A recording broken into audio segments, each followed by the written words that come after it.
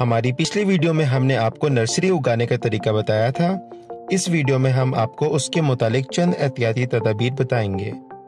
दिन में 2 से 3 मरतबा नर्सरी का मुआयना करें और सूरज और मौसम के हिसाब से पानी देते रहें।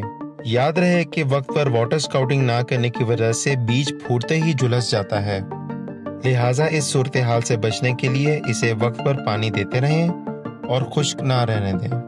कुछ वक्त बाद पौधा अपने आप ही सेहतयाब होने लग जाएगा। ट्रे में लगाए गए बीजों को ज्यादा मुआयने और एहतियात की जरूरत होती है। बीज लगाते हुए उसका रुख ठीक रखें। रात के वक्त इसको प्लास्टिक शीट से ढांप दें। अगर मुमकिन हो तो ग्रीन शीट का इस्तेमाल करें। ये ग्रीन हाउस इफेक्ट कायम करता है, जो कि पौधों की बढ़ोतरी के लिए बहुत मुफीद साबित होता है। जब पनीरी पक कर तैयार हो जाए तो उसे एहतियात के साथ छोटे छोटे कप्स में मुंतकिल कर दें।